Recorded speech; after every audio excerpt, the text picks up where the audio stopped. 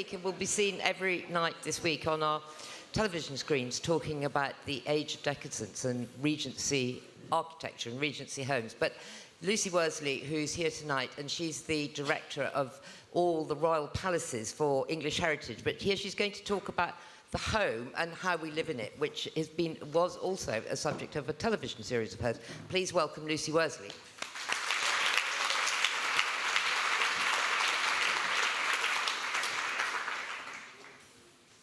Hello.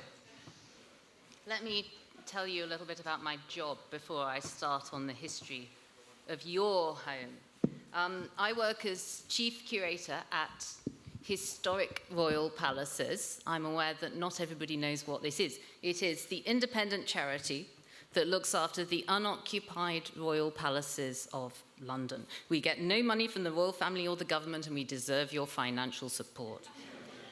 Our sites include the Tower of London,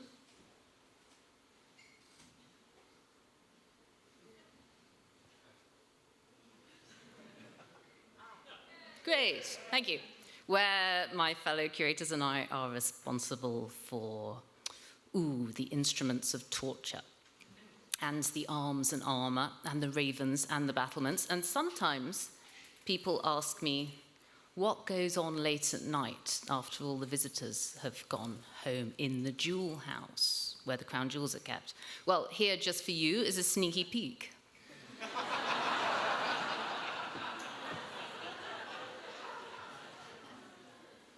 Most days, though, you'll find me at Hampton Court. That's where I've been today. It's vast, isn't it?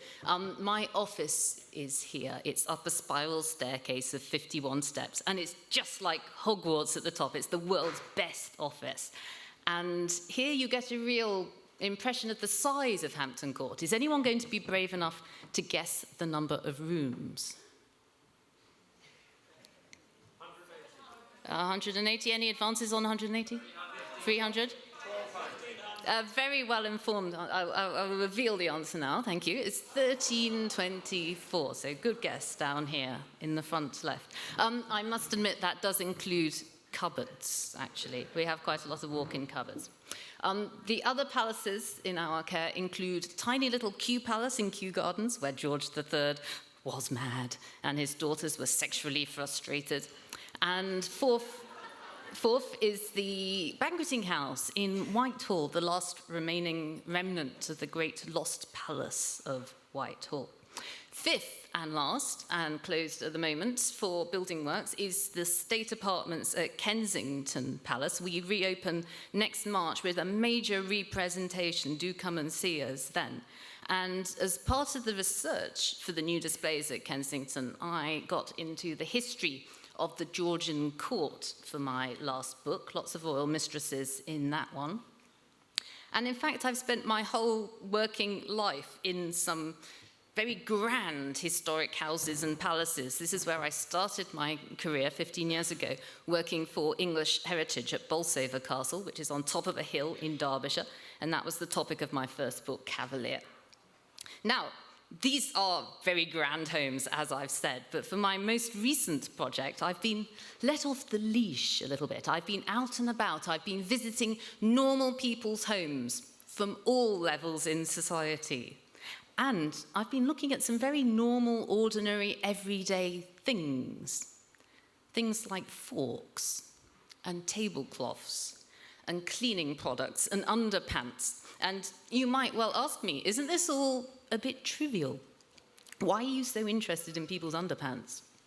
But I have a serious answer for you. I think that, as historians, if we look at the tiny little changes in the ways that people think about and look after their homes and their bodies, actually we can add up all those details into great overarching changes in society and in culture and in medicine. Now, that's not to say that constitutional history and political history aren't important. They are. It's just that I've always been drawn to the nitty-gritty, dirty detail in history, and sometimes a tiny detail can just open up a window into the world of the past.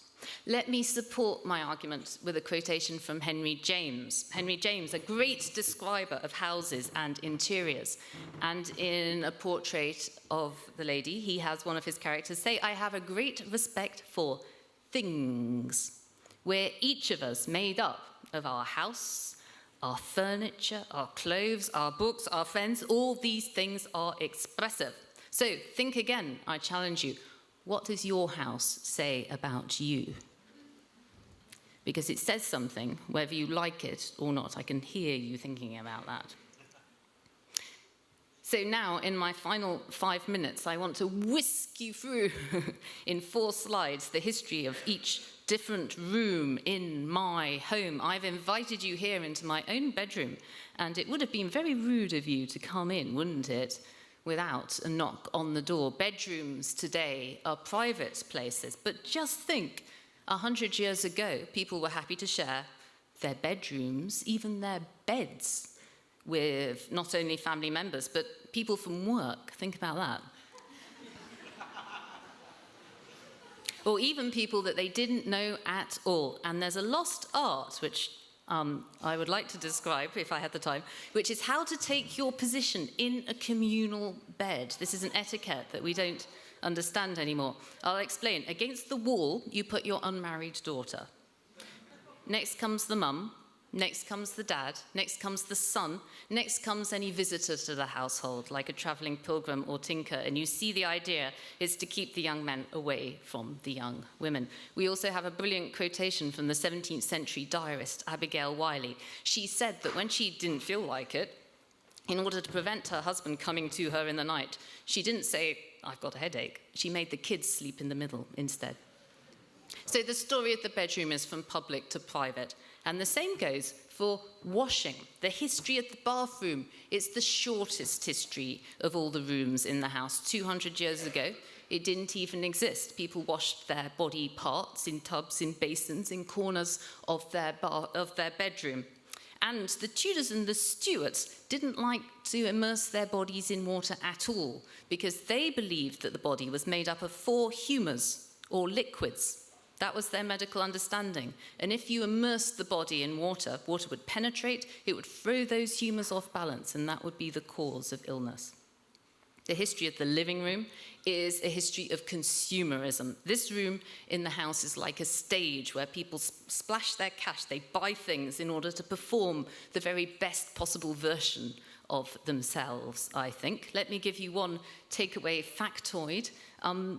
When chairs were in short supply, when resources were in short supply, there wouldn't be enough chairs for everybody. So the original chairman of a group is the most important person, the person who takes the only seat.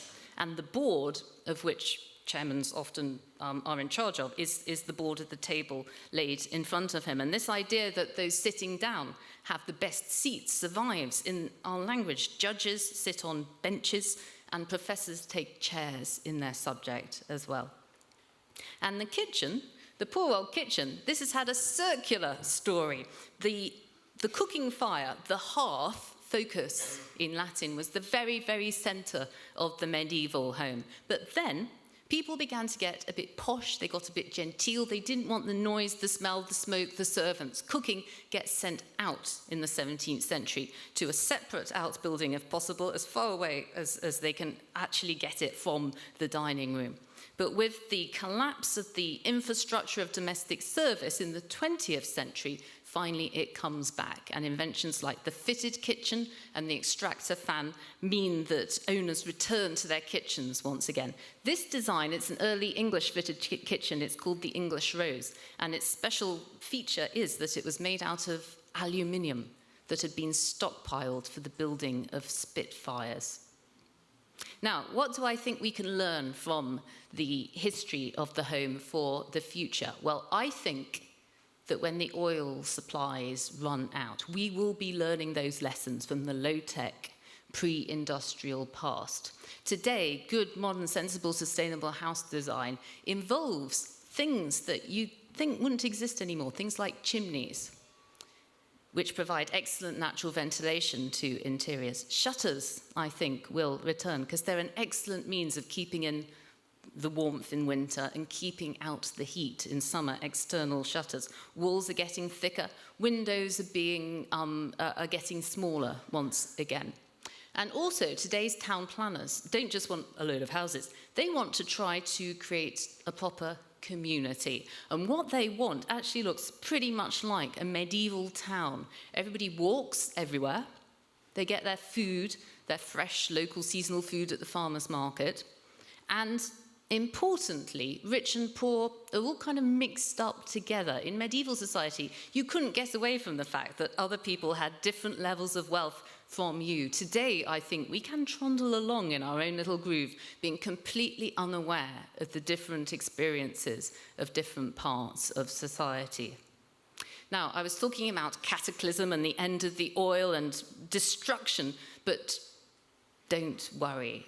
There's one thing that's constant throughout history. Everybody in every age has thought that their own times were depraved, violent, ridiculous, and that the world was about to end.